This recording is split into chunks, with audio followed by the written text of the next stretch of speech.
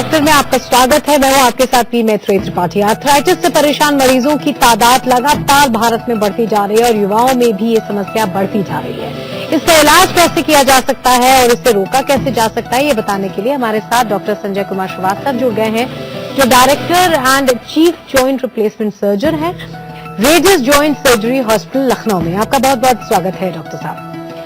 सबसे पहले सवाल आपसे ये है कि आर्थराइटिस के मरीज को इसकी समस्या किस कारण बढ़ती है उसको, और आर्थराइटिस के पेशेंट्स को सर्दियों में घुटनों में ज्यादा दर्द रहता है, इसका क्या कारण है?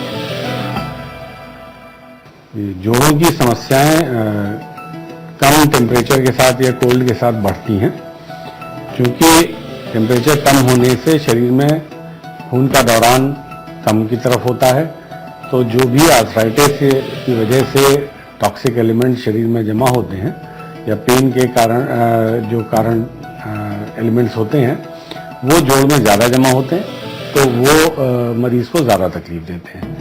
और घुटने की जहाँ तक बात करें, घुटना एक बहुत सुपरफिशियल जॉइंट होता है, जो कि खाल के जस्ट नीचे जॉइंट होता है, बीच में टिश्यूज नहीं होते हैं। तो उसमें अधिकतर देखा गया कि कोल्ड का इफेक्ट ज़्यादा होता है और मरीजों को ज़्यादा परेशानी इसमें होती है। बिल्कुल, तो काफी मरीज ये शिकायत करते हैं कि जब सर्दियां आती हैं तो उनको ज्यादा दर्द होने लगता है, ज्यादा तकलीफ होने लगती है, और कई ऐसे मरीज हैं जिनको सर्दियों में ये जो आर्थराइटिस का दर्द है वो असह्य हो जाता है। डॉक्टर ये बताइए कि आर्थराइटिस के पेशेंट्स को सर्दियों में दर्द से बचने के लिए क्या करना चाहिए और किन बातों का उनको विशेष ध्यान रखना चाहिए? आर्थराइटिस जिनको आर्थराइटिस हो रखी है सर्दियों में, उनको जोड़ों को कवर करके रखना चाहिए ताकि कोल्ड एक्सपोजर कम हो, और उसके साथ में पेनफुल एरिया में कुछ लेप लगा सकते हैं जिससे हीट जनरेट हो और तकलीफ में आराम रहे। एक्सरसाइज बढ़ा सकते हैं ताकि खून का दौरान शरीर में ज्यादा रहे। ये सब चीजें आपको हेल्प कर सकती हैं। उसके अलावा फिर अगर मेडिकेशन की आवश्यकता हो तो मेडिकेशन डॉक्टर से कंसल्ट करके स्टार्ट किया जा सकता है ताकि जाड़ों में तकलीफें मरीज से ज्यादा ना हो। बिल्कुल, तो कई चीजें ऐसी हैं, कई लेप ऐसे हैं, तेल ऐसे हैं जिससे थोड़ा आराम मिलता है, लेकिन कई बार ऐसा होता है कि इन्हीं का इस्तेमाल करके अपनी प्रॉब्लम को और ज्यादा बढ़ा भी लेता है मरीज, क्योंकि उसको टालने लगता है और डॉक्टर के पास सही समय पर नहीं जाता है। डॉक्टर, कुछ लोग ये सलाह लेने के बजाय घरेलू नुस्खे अपनाते हैं। ये बताइए कि घरेलू नुस्खे कितने फायदेमंद होते हैं और पेशेंट्स के लिए किस स्टेज पर डॉक्टर की सलाह लेना बहुत जरूरी हो जाता है? देखिए, जोड़ की समस्या अगर किसी को होती है तो आमतौर पर आदमी अपना इलाज करता है, सिकाई करता है, कुछ मालिश करता है, कुछ कसरत करता है, उससे आमतौर पर आराम हो जाता है। बिना दवाओं के भी पेशेंट को तकलीफ में आराम हो जाता है। ऐसी स्थिति में आपको किसी इलाज की जरूरत नहीं होती है। लेकिन अगर आपका जोड़ का दर्द लगातार बना हुआ है, आपकी रोजमर्रा की दिनचर्या में ऑब्स्ट्रक्ट कर रहा है, बाधा डाल रहा है, तो मेरी राय में डॉक्टर को कंसल्ट करना बेहतर है, इससे पहले कि प्रॉब्लम बढ़ जाए और आपके जोड़ों में डैमेज शुरू हो जाए। तो अगर आपकी तकलीफ लगातार बनी हुई है 2 से 3 हफ्ते तक, तो एक डॉक्टर को कंसल्ट करना जरूरी है।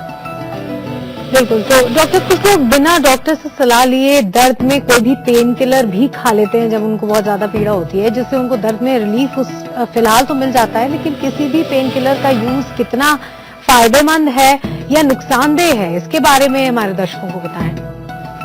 चीज ये है कि कोई भी पेन किलर आपके शरीर में कुछ ना कुछ नुकसान जरूर करता है। अधिकतर पेन किलर हमारी किडनी और लिवर को डैमेज करते हैं, तो लगातार पेन किलर लेना शरीर के लिए हानिकारक है, इसको नहीं करना है। लेकिन जब तकलीफ ज्यादा है उस वक्त जोड़ों की सूजन को कम करने के लिए, दर्द में आराम देने के लिए आपको पेन किलर लेने की आवश्यकता थोड़े समय के लिए पड़ सकती है। कोई भी पेन किलर बिना सुपरविजन के, बिना किसी डॉक्टर की सलाह के ना लें।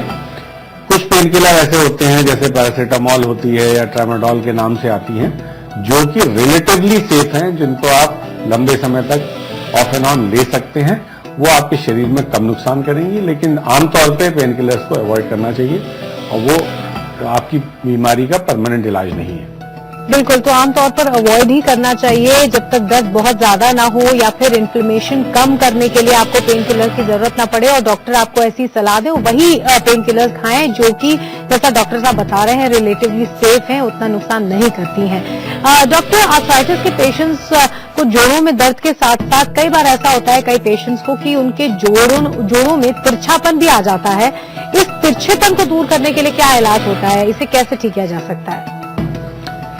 आर्थराइटिस में आमतौर पे शुरुआती दौर में जोड़ में सूजन होती है, लेकिन जब बीमारी बढ़ती जाती है तो धीरे धीरे हड्डी में डैमेज शुरू हो जाता है, जिसकी वजह से ये टेढ़ापन या डिफॉर्मिटी आती है। इसको और किसी तरीके से रोका नहीं जा सकता या किसी भी इलाज से इसको पूर्णतः खत्म नहीं किया जा सकता एक्सेप्ट सर्जरी। ऑपरेशन करके ही हड्डी का तिरछापन ठीक किया जा सकता है। उसके लिए अलग अलग तरह के ऑपरेशन होते हैं कि जो कि मरीज की स्थिति और डिजीज की कंडीशन पे डिपेंडेंट होते हैं। उसके हिसाब से ऑपरेशन किए जाते हैं और उनसे जोड़ों का तिरछापन सीधा हो जाता है और आर्थराइटिस में भी आराम मिलता है। बिल्कुल, तो आर्थराइटिस में आराम तो मिलता ही है, साथ ही जो डिफॉर्मेशन आ गई है घुटनों में और उनके शेप में, वो भी ठीक हो सकता है सर्जरी से। डॉक्टर, नेविगेशन नी रिप्लेसमेंट कैसे होता है और इस सर्जरी से पेशेंट्स को कितना फायदा पहुंचता है? जब हम जोड़ को बदलते हैं या नी रिप्लेसमेंट करते हैं तो जोड़ को शरीर के हिसाब से एक प्रॉपर अलाइनमेंट में रख के सर्जरी की जाती है और उसमें उसका बेस्ट अलाइनमेंट देने की कोशिश की जाती है। यही अलाइनमेंट जब हम कंप्यूटर के माध्यम से देते हैं तो उसको कंप्यूटर नेविगेटेड नी रिप्लेसमेंट कहते हैं और वो जोड़ को बेटर अलाइनमेंट देता है। और उसके और भी एडवांटेज हैं कि जो जोड़ में मरीज की सर्जिकल रिस्क को कम करते हैं और जॉइंट के फंक्शन को बेटर देते हैं। डॉक्टर, बताइए कि नेविगेशन की नई तकनीक के जरिए जो सर्जरीज होती हैं वो जो दूसरी सर्जरीज होती हैं नी की, उनसे कितनी बेहतर है और कैसे? नेविगेशन आपकी सर्जिकल टेक्निक को इम्प्रूव करने का तरीका है कि जैसे हम नॉर्मल डिफॉर्मिटी करेक्शन या नॉर्मल जॉइंट रिप्लेसमेंट करते हैं तो उसमें अलाइनमेंट हम कुछ स्पेशल इंस्ट्रूमेंट होते हैं जिनको हम मोटी टेबल पे रखते हैं, उससे अलाइनमेंट निकालते हैं मरीज का और उससे सर्जरी की जाती है। यही अलाइनमेंट जब हम कंप्यूटर से करते हैं तो उसकी एक्यूरेसी ज्यादा होती है और मरीज की बॉडी पे सर्जिकल स्ट्रेस कम हो जाता है। उसके कुछ और फायदे होते हैं क्योंकि जब अलाइनमेंट हम निकालते हैं तो उस मरीज के शरीर में एक रॉड डाल के, उसकी बोन के अंदर एक रॉड डाल के उससे अलाइनमेंट निकालते हैं, जो कि शरीर के लिए घातक हो सकता है। तो कंप्यूटर नेविगेटेड जब सर्जरी की जाती है तो ये सब चीजें नहीं होती हैं, तो जो बोन मैरो है वो प्रोटेक्टेड रहता है और आपको बेटर अलाइनमेंट मिलता है। तो नेविगेशन के थ्रू जो सर्जरी होती है वो जाहिर तौर पे ज्यादा एक्यूरेट होती है। डॉक्टर, कई लोगों के दिमाग में ये बात जरूर आती है कि अगर हम कंप्यूटर नेविगेशन के जरिए सर्जरी करवाएं तो कितने समय तक हमें इस प्रॉब्लम से निजात मिलेगी? जो बात आप कह रहे हैं बिल्कुल सही है। जब भी जॉइंट को शरीर के हिसाब से अलाइन किया जाता है, जितना बेहतर अलाइनमेंट होता है उतना बेहतर वो जॉइंट काम करता है। इसकी तुलना आप आपके कार के टायर से कर सकते हैं कि जब कार का टायर आपकी प्रॉपर अलाइनमेंट में होता है तो वो जल्दी घिसता नहीं है और कार आपकी बेटर चलती है। यही फिलॉसफी जोड़ में भी काम आती है कि जब हमारा जोड़ हमारे शरीर के हिसाब से बेटर अलाइन होता है तो वो बेहतर काम करता है और जल्दी घिसता नहीं है और ज्यादा समय तक चल सकता है। कंप्यूटर हमें इसको बेटर अलाइन करने में मदद देता है और हमारा जो अलाइनमेंट है वो करीब करीब मरीज के 100% एक्सेस पे अलाइन हो सकता है, तो इसको आप जीरो एरर भी कह सकते हैं। डॉक्टर, नी रिप्लेसमेंट के बाद मरीज को इस बीमारी से हमेशा के लिए छुटकारा मिल जाता है या आगे जाकर फिर उसको ये दर्द हो सकता है?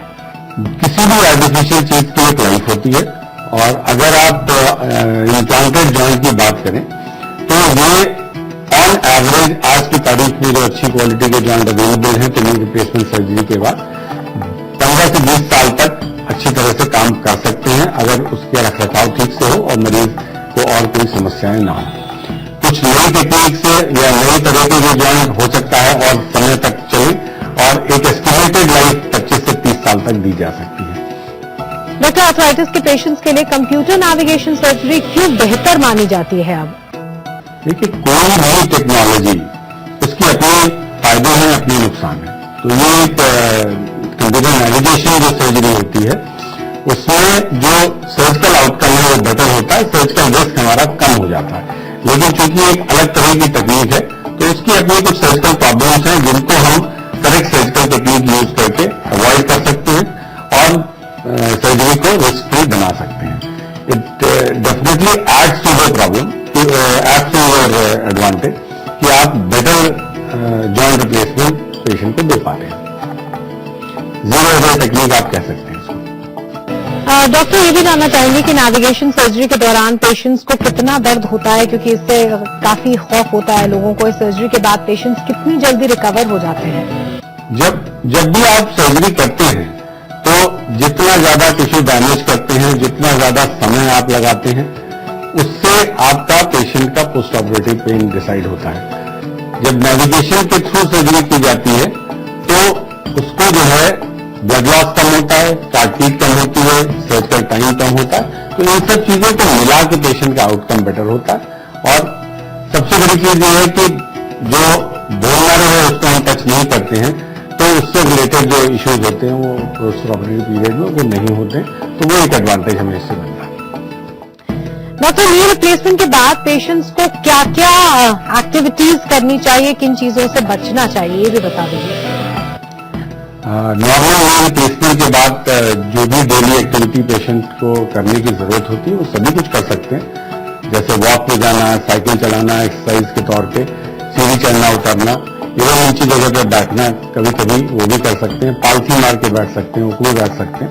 रोजमर्रा में पालथी मारना, उकड़ू बैठना पेशेंट को एडवाइजेबल नहीं होता है, लेकिन वंस इन अ वाइल करने में कोई नुकसान नहीं होता।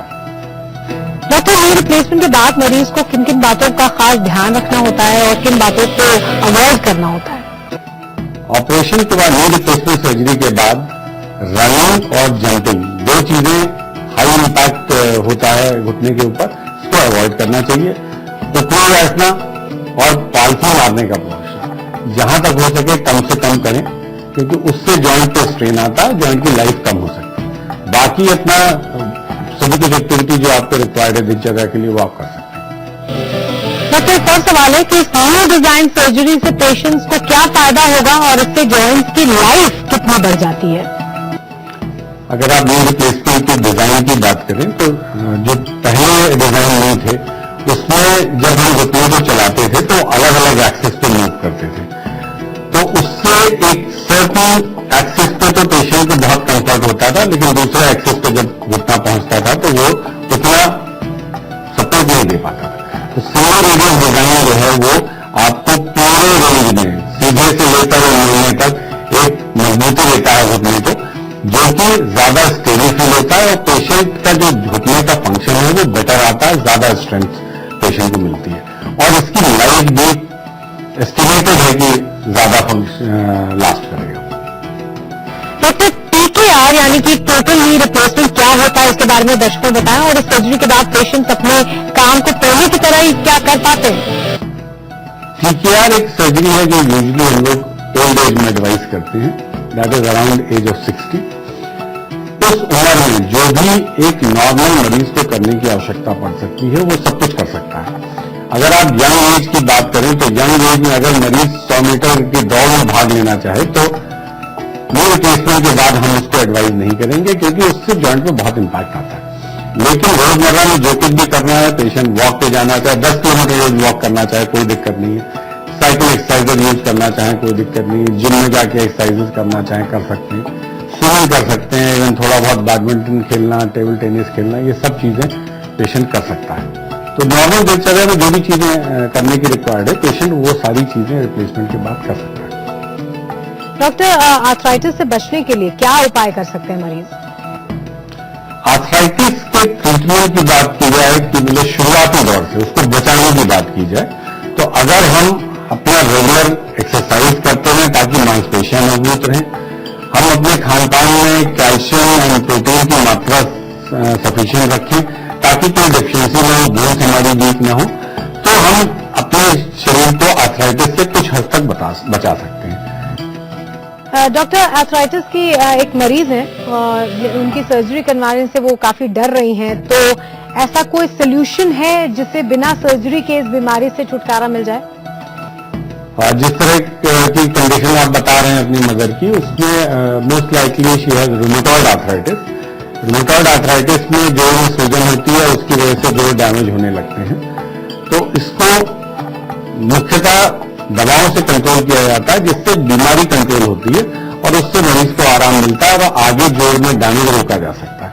लेकिन अगर जोड़ डैमेज हो चुके हैं और उसकी वजह से मरीज का चलना फिरना और डेली एक्टिविटी जो है वो नहीं हो पा रही है, तो दोनों को बदल के मरीज को नॉर्मल दिनचर्या में लाया जा सकता है और उसके साथ में बीमारी का दवाओं से इलाज आगे कंटिन्यू किया जा सकता है ताकि और जोड़ न डैमेज हो और तकलीफ ना हो। डॉक्टर एक बार ये फिर से सवाल पूछेंगे कि पेन किलर इसमें कितना फायदेमंद होता है? पेन किलर लेने से मरीज को कुछ नुकसान तो नहीं होता?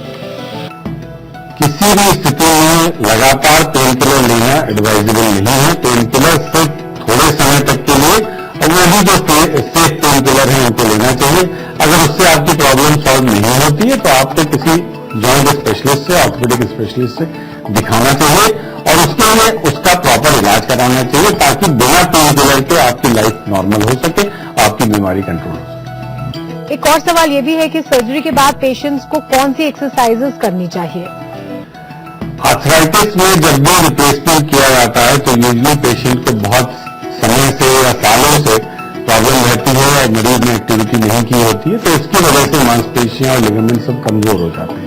तो इसलिए रिप्लेसमेंट करने के बाद मरीज को अच्छे से एक्सरसाइज करनी चाहिए ताकि मांसपेशियों की ताकत बेहतर हो और जोड़ का अच्छा मूवमेंट आए ताकि उसको जोड़ के बदलने का पूरा फायदा मिल सके। तो कायदे से एक्सरसाइज एक सुपरविजन में किसी फिजियोथेरेपिस्ट के या डॉक्टर के सुपरविजन में करें और उसको धीरे धीरे जितना टॉलरेट करते उसको बढ़ाने की कोशिश करें, तो वो इसकी रिकवरी में सहायता देगा। बहुत बहुत शुक्रिया डॉक्टर, हमारे शो में आने के लिए, हमें इतनी महत्वपूर्ण जानकारियां देने के लिए। बहरहाल यहाँ पर रुक रहे हैं छोटी सी ब्रेक के लिए। इंडिया न्यूज पे खबरें लगातार जारी है।